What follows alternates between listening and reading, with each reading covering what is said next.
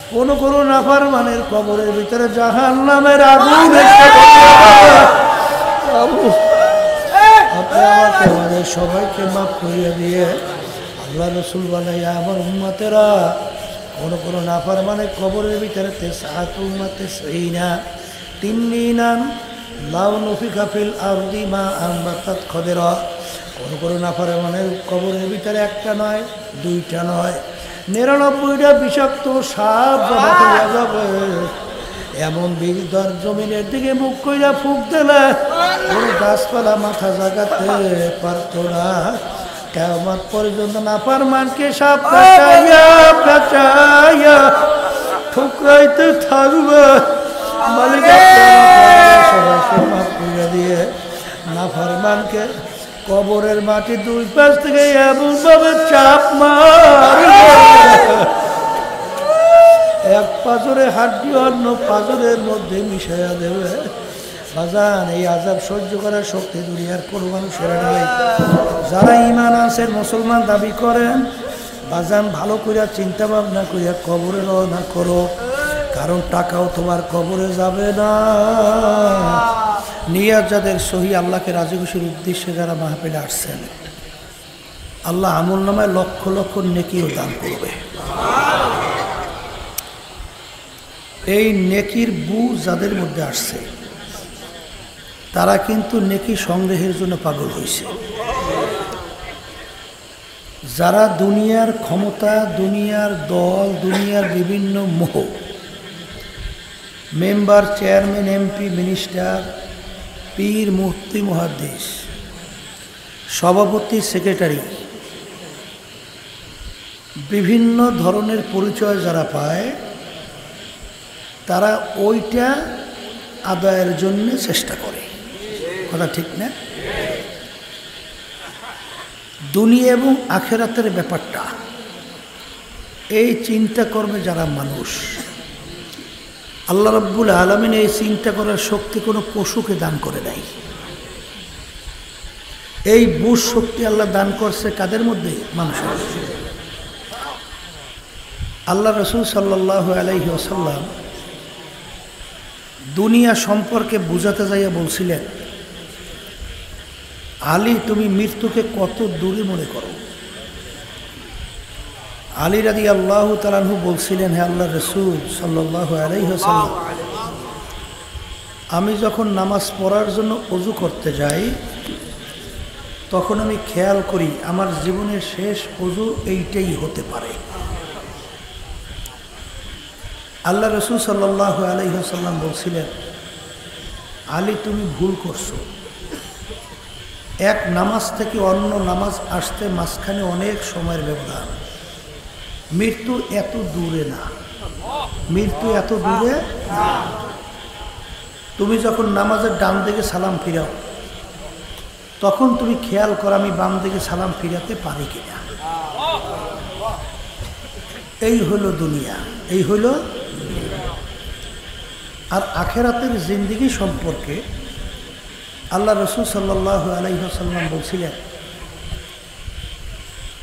তামাম দুনিয়াটা যদি একটা গোডাউন বানাও, পশ্চিম থেকে পূর্ব, উত্তর থেকে দক্ষিণ, জমিন থেকে আসমান,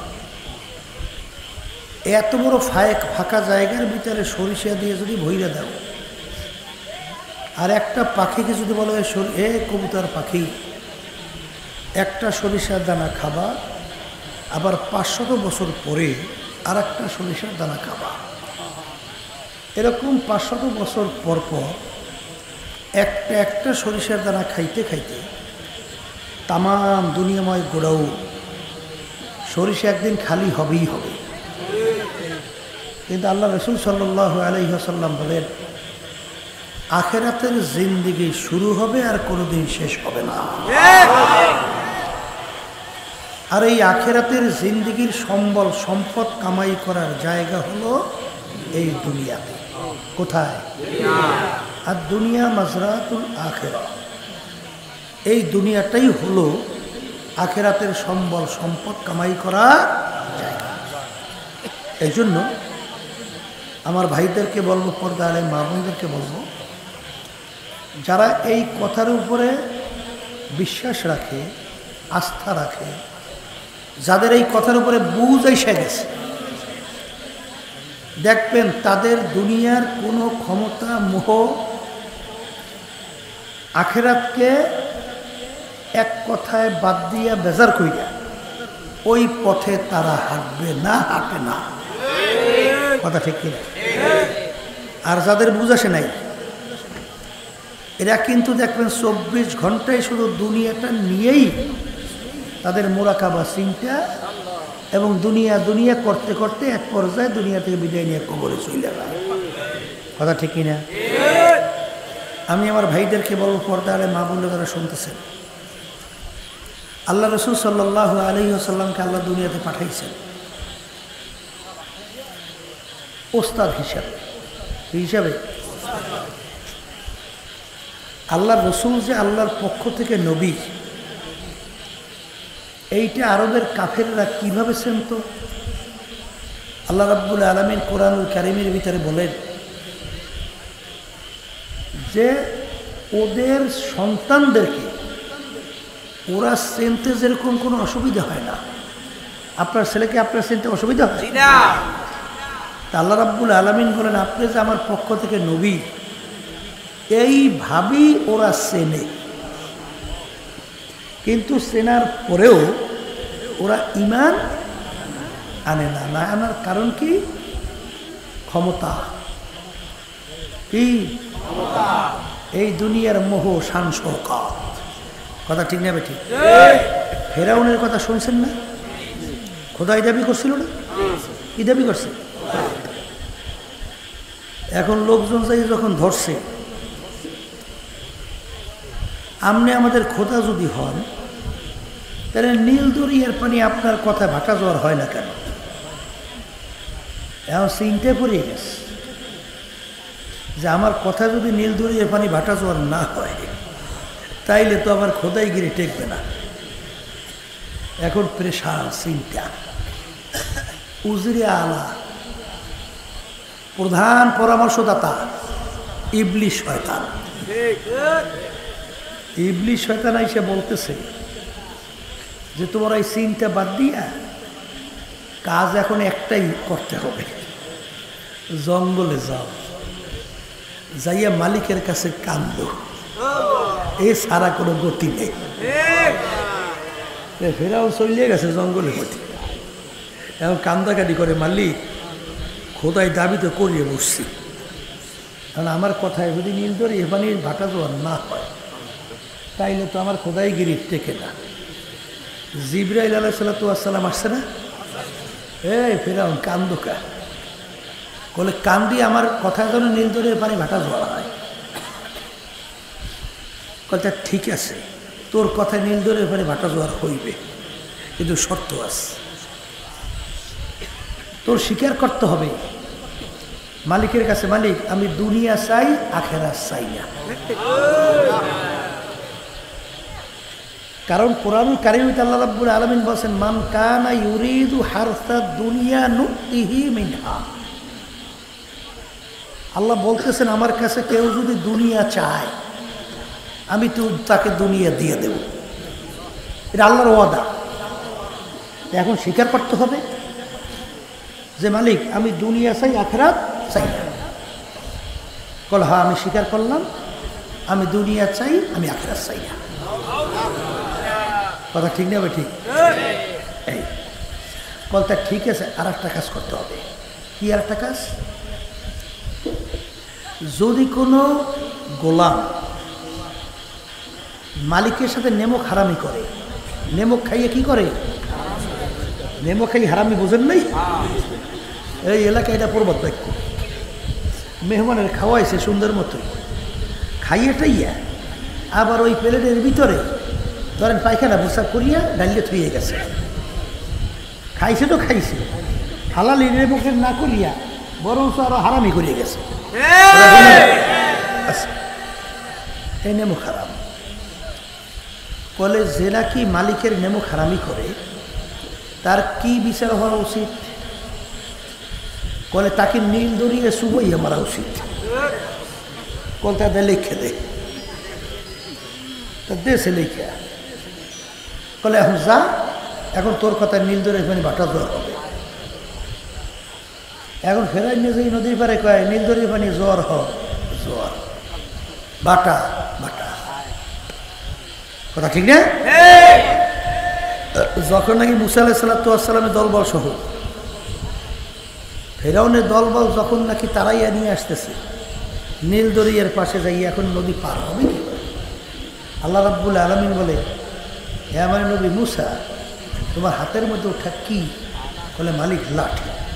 দেও নীল দরিয়ার ভিতরে বাড়ি, বাড়ি দেওয়ার সঙ্গে সঙ্গে বহুত রাস্তা, দলবল সহ নবী রওনা করছে। ফেরাউন তো দলবল লইয়ে পিছনে দৌড়েই আসছে, আইসা দেখে নদীর ভিতরে রাস্তার অভাব নেই। হেও সুন্দর মতো দলবল লইয়ে রাস্তায় উঠছে, নবী দলবল লইয়ে পার হয়ে গেছে, মাঝ বরাবর যেই গেছে আস্তে রাস্তা মিলে পানি হয়ে গেছে। এখন তো ডুব শুরু হয়ে গেছে, এখন মরে মরে এমন সময় মাথা উঠাই এখন কালিমা পড়বে। এর ভিতরে জিবরিল আলাইহিস সালাম আসিয়া সাইডে ধরছে মুখ, কাদা দিয়ে খবরদার এই কাগজ দেখ। এইভাবে যারা নাকি দুনিয়া চাবে আল্লাহ তাদেরকে দুনিয়া দিয়ে দেবে, আল্লাহর ওয়াদা। মান কানা ইউরিদু হারসা দুনিয়া নুতিহি মিনহা। কিন্তু আখিরাতে আর কোনো অংশ তার জন্য নাই। কে বলছে? আমার ভাইদেরকে বলবো, কাফেররা আবু জাহাল বা সাহেব আবুল হাব আল্লাহ রসুলকে চিনতো না? কত কথা চিনতো না যে আল্লাহর নবী জানতো? হ্যাঁ, বরঞ্চ ঘটনা কত শুনছে। আবু জাহাল রওনা করছে উটের পিঠে, দেখে আল্লাহ নবী সাল্লাল্লাহু আলাইহি ওয়াসাল্লাম তিনি 8 বছরের মতো বয়স, কাঁদতেছে। আবু জাহিল্লা কইলে, হারে ভাতিজা কান্দে কেন? বাপ নাই মা নাই, এই দুঃখে মনে হয় কান্দে। বলে, ভাতিজা তুমি কেন কাঁদতেছ? আমরা তোমার চাচারা আসি না, ওঠো, তুমি আমার উটের পিঠে ওঠো। আল্লাহ নবী সাল্লাল্লাহু আলাইহি ওয়াসাল্লাম তো স্বীকার করে না, যান চাচা আপনার কাজে, আমাকে কান্নার সুযোগ দেন না, তোমাকে আমি রেখে যেতে পারবো না। উঠেছে জোর করি উটের পিঠে, আবু জাহিলের সামনে। আল্লাহ রসুল সরদার দো জাহান মুহাম্মদ রাসূলুল্লাহ উটের পিছনে। এখন উটকে আঘাত করছে, উট সামনে চল, উট পা খামি দিয়া এক পাও সামনে যায় না। আবু জাহেল কয়, উট কি হইল, সামনে যা। আল্লাহর কুদরত, উটের জবান খুলে গেছে। উট ডাক দিয়ে বলে, আবু জাহেল কি ব্যাপার? এ আবু জাহেল, তুমি থাকবা সামনে, আর সরদারের দো জাহান মুহাম্মদ রাসূলুল্লাহ সাল্লাল্লাহু আলাইহি ওয়াসাল্লাম তিনি থাকবেন পিছনে। আমার রুহু থাকতে, আমার জীবন থাকতে এক পাও সামনে পা যাবে না। আগে আল্লাহর হাবিবকে সামনে আনো, তারপরে আমি চলবো। আবু জাহেল সব ঘটনা দেখতেছে না, দেখতেছে না? যখন নাকি সন্তান 8 বছরের আল্লাহর হাবিবকে সামনে নিয়ে আসে, উট এমনভাবে বিদ্যুৎ দেখে তো উষা বাজে, কোনো থামা টামা নাই, লাভ। আবু জাহেল পেরেশান হয়ে গেছে, সর্বনাশ, আজকে মনে হয় আর বাসন নাই। উট কি হয়েছে? বলে, কি হয়েছে বোঝো নাই? আমার পিঠের ভিতরে সরদার দো জাহান আল্লাহ রাসূল উঠবে, এত কোনোদিন আমার কল্পনাও ছিল না। আমি খুশিতে আত্মহত্যা, আজকে কি হবে আমি তা জানি না। আবু জাহিল আবু মুতালেবের ঘরের সামনে যাইয়া বলতেছে যে এই সন্তানটাকে গুরুত্ব সহকারে লালন পালন কইল, এ আমাদের ভবিষ্যৎ বংশের জন্য গৌরব হবে। আবু জাহিল চিনতো না, জানতো না, এই কথা কয় না। কিন্তু আল্লাহর হাবিব যখন বলছেন, চাচা যান, এক আল্লাহর উপরে ঈমান আনে, আর এই অন্যার কাজ করা যাবে না, তখন আল্লাহর হাবিব শত্রু হয়ে গেছে না? খালি শত্রুকে মারার জন্য পরিকল্পনা করছে না? এই যারা হজে গেছেন দেখছেন, আল্লাহ নবী সাল্লাল্লাহু আলাইহি ওয়াসাল্লাম যেখানে ঘর ছিল সেখানে এখন কিতাবের লাইব্রেরি বানাইছে, দেখছেন না? আর আবু জাহেলের যেখানে ঘর ছিল ওখানে পায়খানা প্রস্রাবখানা বানাইছে। তাই পায়খানা প্রস্রাবখানা আল্লাহর ঘর মাঝখানের জায়গা কিন্তু খুব বেশি দূরত্ব না, বেশি দূর না। ওই মাছ বরাবর আবু জাহেল কূপ খুঁজছে, কুয়া কুয়া উপরে এমনভাবে প্রবলবন লাগাইছে, প্রলোভন যে উপর থেকে বোঝা যায় না। ওখানে কেউ পাড়া দিলে কুকুর বেঁধে পড়ে যাবে। এরপরে বুদ্ধি করছে, একজনকে পাঠিয়ে বলো যে যাও আমার ভাতিজাকে যাইয়া বলো আপনার চাচা খুব অসুস্থ, আপনাকে একটু দেখতে চায়। এখন রহমাতুল্লিল আলামিন দয়ার সাগর যখন শুনছেন চাচাজান অসুস্থ, আল্লাহ রাসূল সাল্লাল্লাহু আলাইহি ওয়াসাল্লাম চাচাজানকে দেখার জন্য রওনা করছে। যেই কূপের পাশে এসে পাড়া দেবে এমন সময় জিবরাইল আলাইহিস সালাম পিছন থেকে টান দিয়ে ধরেছে। আল্লাহ রাসূল সামনে আর যাওয়া যাইবে না, পিছনে ঘুরে নিয়ে গেছে। আবু জাহেল জানলা ফের দেশাই গেছে, যেই দেখছে পিছনে ফিরছে, ও দৌড় দিয়ে নামছে আল্লাহ রাসূলকে ধরার জন্য। ওর তো হুশ নেই, কোন জায়গায় কুয়ো খুঁজতে তুইছে, আইয়েই পড়ছে কুয়ার মধ্যে, বুঝলেন? এখন তো আর উঠাইতে পারে না, উঠতেও পারে না। বলে আমাকে যদি বাঁচাইতে চাও আমার ভাতিজাকে নিয়ে আসো, এছাড়া কোনো বিকল্প না। আল্লাহ নবী কেমন দয়ার সাগর, আইসা ওই কূপ থেকে আবার তার চাচাকে ওই বদমাইশ থেকে আবার উঠেছে। কথা বুঝছেন কিছু? এই আল্লাহর বান্দারা, আবু জাহেল চেন তো না যে আল্লাহর নবী, আসতে কয় সেদিনকার উমরা হজ থেকে আসছে। তায়েফের ময়দান আল্লাহর হাবিবের উপর যে আক্রমণ করছে, যেই বাগানের ভিতরে বসছিল, ওই বাগানের মালিক ছিল উতবা সাহেব, বড় কাফের ভিতরে দুইজন। ওই যে বাগানের মালিদেরকে বলতেছে, মালিকে খবরদার, আল্লাহ রসুলের কথা বলছেন, তার দ্বারা কাছেও যাবা না, গেলেই মানুষ পরিবর্তন হইয়া যায়, ওখানে যাবা না। এর অর্থ কি? উতবা সাহেবাও চেন তো যে নবী, কথা কয় না? শুনতো না? চেনার পরে ইমান আছে কি কারণে? এই ক্ষমতা আছে, কয় এই ক্ষমতার জন্য কি করতে পারে মানুষ জানেন না? এই যে 5ই আগস্ট, জুলাইয়ের কিছুদিন হাজার হাজার মায়ের কোল সন্তান হারা করে ফেলছে। আমাদের বাংলাদেশের গর্ব, মেধাবী ভবিষ্যৎ প্রজন্ম সন্তানগুলোকে তাদের দাবি ছিল বৈষম্য দূর করা, ন্যায্য অধিকার প্রতিষ্ঠা করা। এটা কি অন্যায় না? এই ন্যায়ের আওয়াজ তোলায় ঠান্ডা মাথায় পাখির মতো গুলে করে হাজার হাজার মায়ের কোল খালি করে কিসের কারণে? আসতে পারে, হ্যাঁ? যারাই কাজ করছে এরা বুঝে নাই যেটা অন্যায়, আসতে কয় বুঝে নাই অন্যায়, তারপরে করছে না। এই জন্য আল্লাহ রাসূল সাল্লাল্লাহু আলাইহি ওয়াসাল্লাম বলছেন, হুব্বুদ দুনিয়া রাসু কুল্লি খাতিয়াতিন, সমস্ত গুনার মূলই হলো এই দুনিয়ার মোহ। আবু জাহাল শোনেন না, মাজ মুআওয়াজ রাদিয়াল্লাহু তাআলা আনহুর নাম শুনছেন না? যখন নাকি আবু জাহেলের মাথা কাটতে আসে, এই আমার মাথাটা একটু বড় করিয়া কাটো, কি করিয়া কাটো? কোন পাগল মরতে আছে গলা কাটে, ওই সময় বলতে আছে মাথাটা একটু বড় করিয়া কাটো। জিজ্ঞাসা করে ব্যাপার কি? আমরা তো মরে মাথা বড় করে কাটবে। বলে মরার পরে ওই কল্লা দেখলে মানুষজন বোঝে নেতার কল্লা।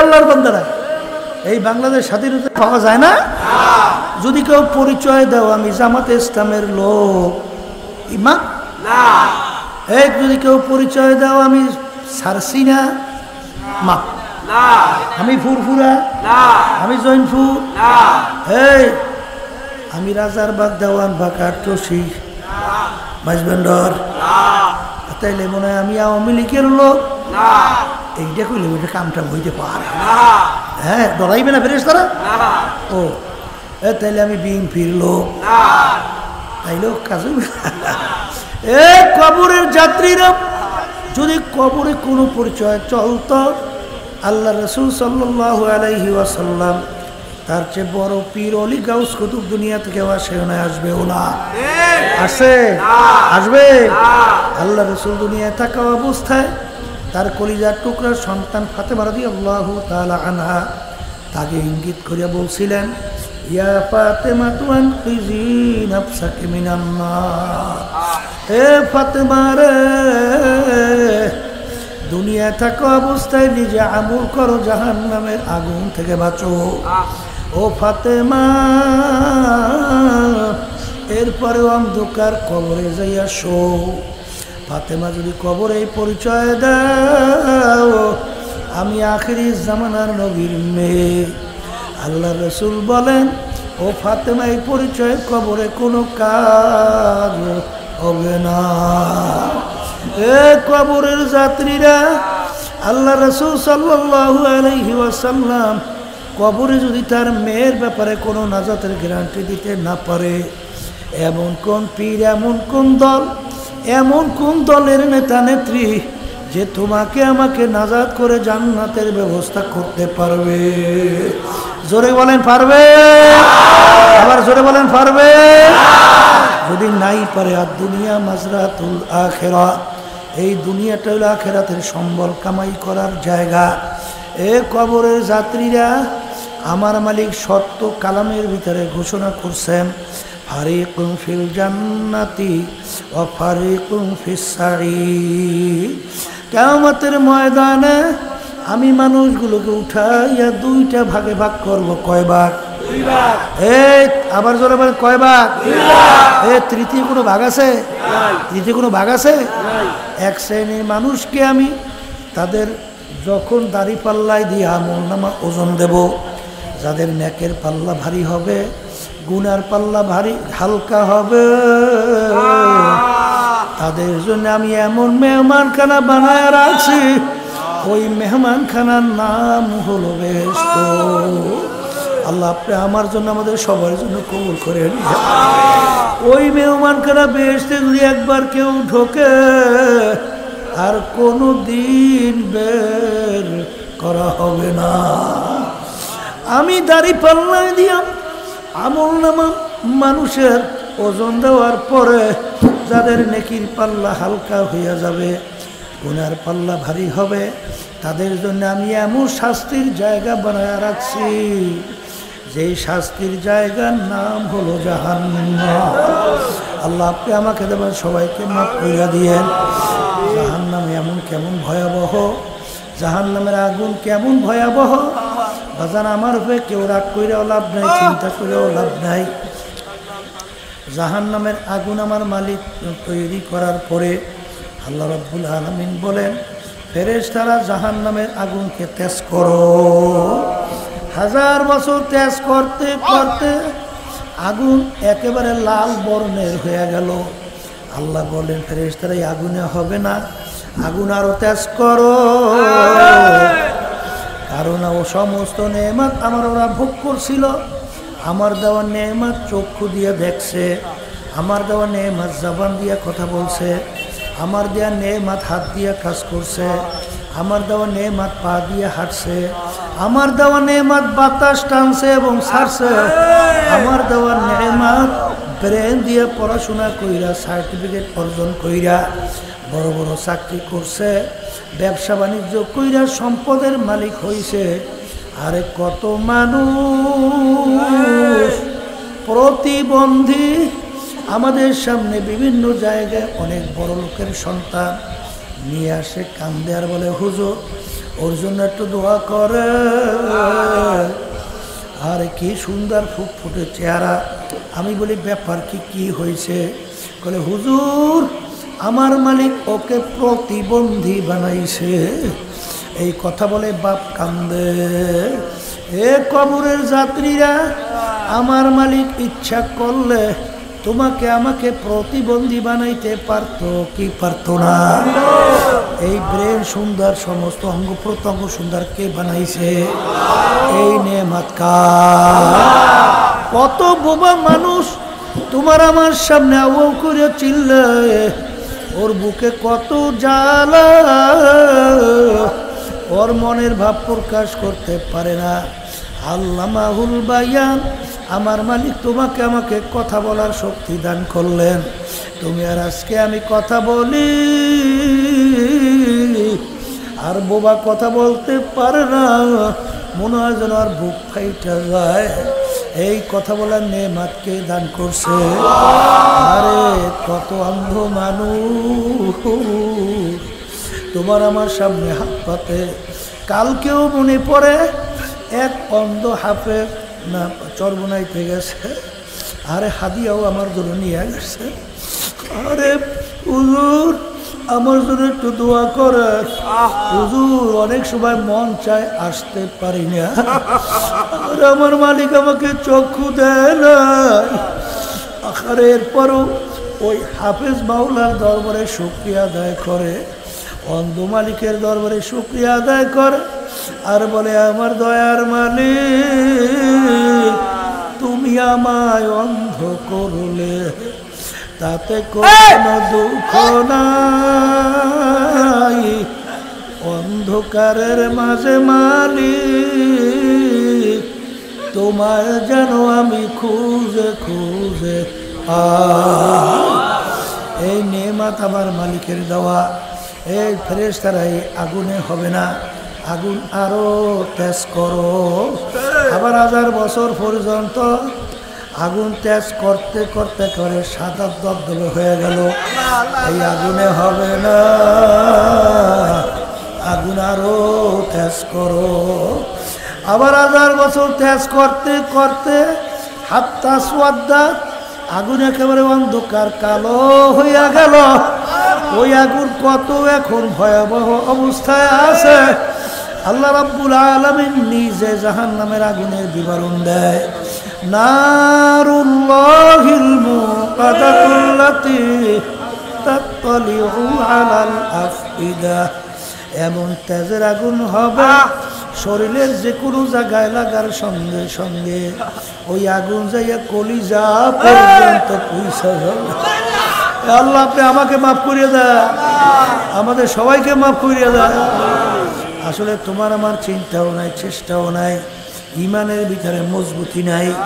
এই জন্য দুনিয়াকেও খুশি করতে চাও, আখেরাতকেও খুশি করতে চাও, কোনোদিন সম্ভব না।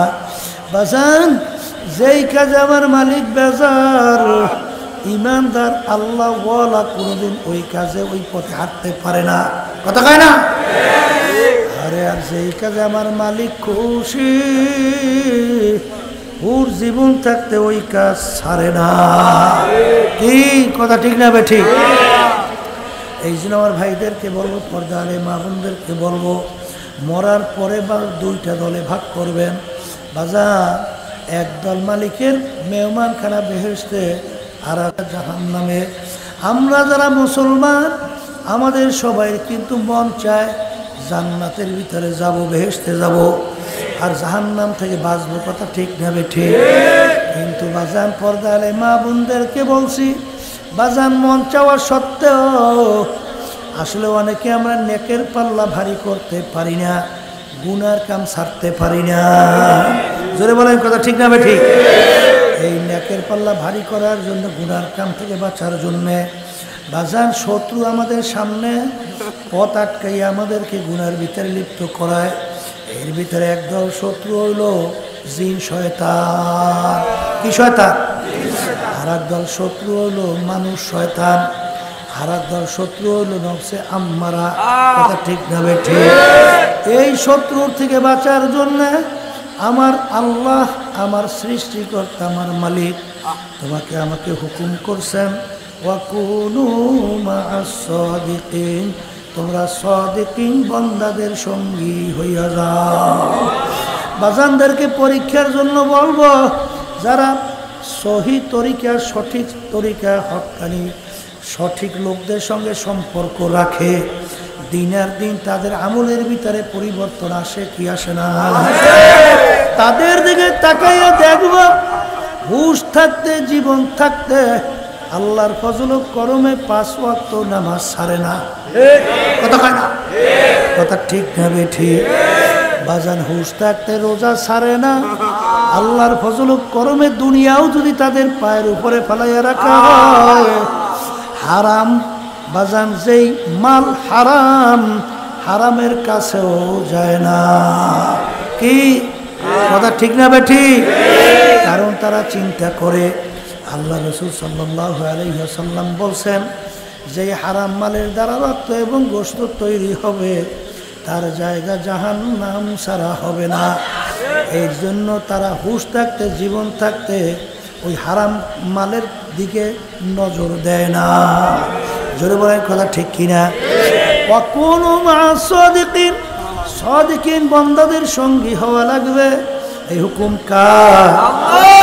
এই জন্য আমার ভাইদেরকে বলবো, পর্দালে মা বোনদেরকে বলবো, বাজান কবরে কিন্তু কোনো দলাদলি নাই, চরমনায় পরিচয় দিলেও কোনো লাভ নাই। বাজান আমাদের উদ্দেশ্য হলো নেকের পাল্লা ভারী করা, গুনার পাল্লা হালকা করা। মন চায় মুসলমান বলতেও পারি না, কারণ আল্লাহর হুকুম তো পালন করতে পারি নাই। মালিক বলছেন তোমরা সাদিকিন বান্দাদের সঙ্গী হও। আমি ভাইজানদেরকে বলবো, যাদের চরমনার তরিকা ভালো লাগে বাজান আজকে তওবার ভিতরে নিয়াত কইরা ফেলতে হবে। বর্তমান পীর সাহেব হুজুর চরমনায়, তার কাছে মুরিদ হয়ে গেলাম। যাদের চরমনার তরিকা ভালো লাগে না, যে কোনো এক সহিহ তরিকার সাথে জড়াইয়া উদ্দেশ্য হলো নেকের পাল্লা ভারী করো, গুনার পাল্লা হালকা কইরা, চোখে পানি নিয়ে কলম নরম কইরা, এরপর দুনিয়া থেকে বিদায় নিয়ে কবরে যাও। খোদা না কাস্তা যদি গুনার পাল্লা ভারী কইরা নেকের পাল্লা হালকা নিয়ে যদি কেউ কবরে যাইয়া বসো, আমার আল্লাহ আল্লাহ রাসূল সাল্লাল্লাহু আলাইহি ওয়াসাল্লাম বলেন, আল কবরু রাউযাতুম মিন রিয়াদিল জান্নাহ আও হুফরাতুম মিন হুফারিন নার। এ আমার উম্মতেরা, এই যে কবর দেখো, এই কবর কিন্তু আসল কবর না। কোনো আল্লাহর বান্দা বান্দি তাদের কবর একটা বেহেশতের বাগান হইয়া যাবে। আল্লাহ আপনি আমার জন্য আমাদের সবার জন্য কবুল করে নেন। আল্লাহ রাসূল বলেন, ও আমার উম্মতেরা, কোনো নাফরমানের কবরের ভিতরে জাহান্নামের আগুন এসে আপনি আমাকে আমাদের সবাইকে মাফ করিয়ে দিয়ে আল্লাহ রাসূল বলেন, আমার উম্মতেরা, কোনো নাফরমানের কবরের ভিতরে তিন্নিনান লাউ নুফিখা ফিল আরদি মা আনবাতাত খদেরা। কোনো নাফরমানের কবরের ভিতরে একটা নয়, দুইটা নয়, 99টা বিষাক্ত সাপ জমা হইয়া যাবে। এমন বিদর জমিনের দিকে মুখ কইরা ফুক দিলে কোনো গাছপালা মাথা জাগাতে পারত না। কিয়ামত পর্যন্ত নাফরমানকে সাপ পেঁচাইয়া ঠুকরাইতে থাকবে। মালিক সবাইকে মাফ করে দিয়ে নাফরমানকে কবরের মাটি দুই পাশ থেকে এমন ভাবে চাপ মারবে, এক পাজরে হাড্ডি অন্য পাজরের মধ্যে মিশাইয়া দেবে। বাজান, এই আযাব সহ্য করার শক্তি দুনিয়ার কোনো মানুষের নাই। যারা ঈমান আছেন, মুসলমান দাবি করেন, বাজান ভালো করে চিন্তা ভাবনা করিয়া কবরে রওনা করো, কারণ টাকাও তোমার কবরে যাবে না। তোমার পীরগিরি, মুফতিগিরি, মুহাদ্দিসগিরি, চেয়ারম্যানগিরি, মেম্বারগিরি, সভাপতিগিরি, সেক্রেটারিগিরি, বড় বংশ, অমুক তমুক সমুক, এই পরিচয় কিন্তু কবরে যাবে না। এই জন্য আমার ভাইদেরকে বলবো, এমন জীবন তুমি করো হে গঠন, মরণে হাসিবে তুমি, কাঁদিবে ভুলো। আমার মালিক কিন্তু বড় দয়ার মালিক, আমার মালিক কিন্তু বড় মায়ার মালিক। যদি তোমার পাহাড় পরিমাণ গুনাহ হইয়া থাকে, যদি আমার মালিকের দরবারে দুই চক্ষের পানি ছাইরা দেলটাকে ভাইঙ্গা দুই হাত মালিকের দিকে উঠাইয়া যদি মালিকের দরবারে বলো, মালিক নাফরমান তোমার দরবারে হাজির, ওই জাহান্নামের আযাব সহ্য করতে পারবো না, মালিক দয়া মায়া করে তুমি আমাকে মাফ করিয়া দাও। আমার মালিককে ডাক দিতে দেরি, আমার মালিক মাফ করতে মোটেও দেরি করবে না। আমার মালিক সব সময় তোমাকে আমাকে ডাকে আর বলে, কুলিয়া ইবাদিয়াল্লাযীনা আসরাফু আলা আনফুসিহিম লা তাকনাতু মির রাহমাতিল্লাহ ইন্নাল্লাহা ইয়াগফিরুয যুনুবা জামিআ। বাজা বাজা আরো সে হাসতি বাজা দরকা ফেরা পুরুস্তি বাজা এই দরগাহে মা দরগাহে নাম দেবী সদবার আগর তওবা শিকস্তি বাজা। আমার মালিক ডাক দিয়া বলে, হে আব্দুল করিমের রহিমা খাতু,